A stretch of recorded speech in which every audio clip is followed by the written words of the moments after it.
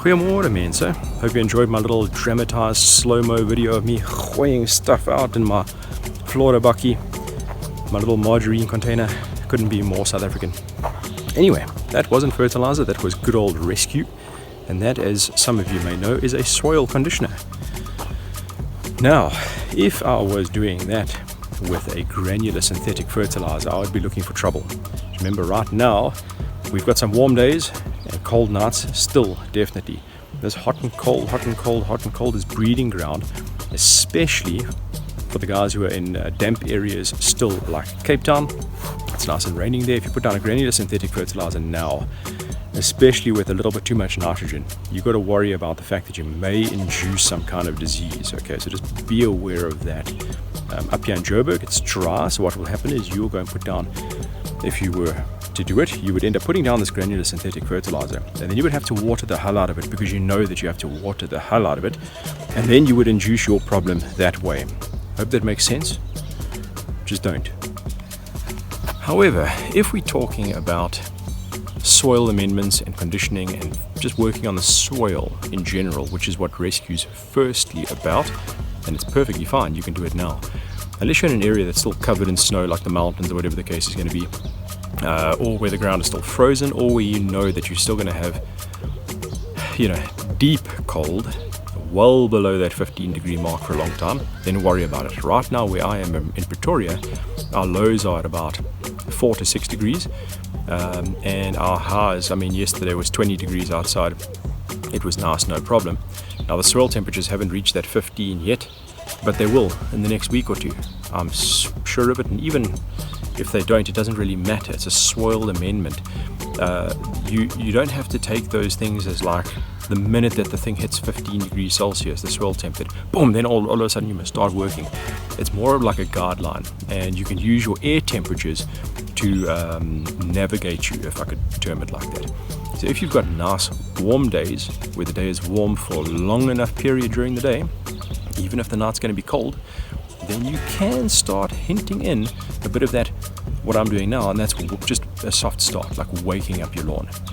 It definitely does not mean, please don't misconstrue the information, it does not mean that you should be doing any cultural practices that are going to be invasive. So no verticutting and scarifying, and certainly no sculpting right now, because you don't need to. If you start amending the soil, and a product like Rescue now is 2 organic sources, there's humic acid, there's stuff that's going to start just helping the grass want to wake up, plus a little bit of NPK value, which is also going to want to make the grass wake up. It's got all the nutrients at once. It's like a little cup of coffee in the morning. You're having a hard time trying to wake up, your wife decides out of the goodness of her heart that she's going to bring you a cup of coffee. That's magical. Your day is going to be great after that, guaranteed. So the same kind of thing now for your grass. If you just give it a little bit of nutritional value, especially up here in the Highveld, everything's dry and like desolate. If your grass wants to try and wake up, it can't. There's nothing there to help it. So something like Rescue is going to help it. Now, all in the same breath, you can go and start with some lawn leveling and top dressing. Just do not smother your grass.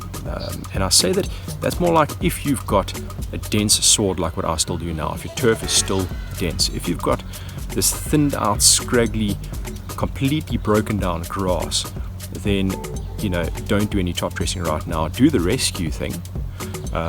Leave it for a little while, let it start waking up, and then you can, over the next little while, start to consider what you're going to do next. So the granular synthetic fertilizers, they are, for us here up in Joburg, I don't advise actually using them until middle of October, after we start to get proper rain. Excuse the dogs. Yes, we start to get rain around the mid-September mark, but that's not rain. That's like drips and drabs. It's not enough to get your granular synthetics to do something without damaging your lawn, unless you've got like a boergat and you can supplement. Then at that point in time, yes, your watering will probably be enough.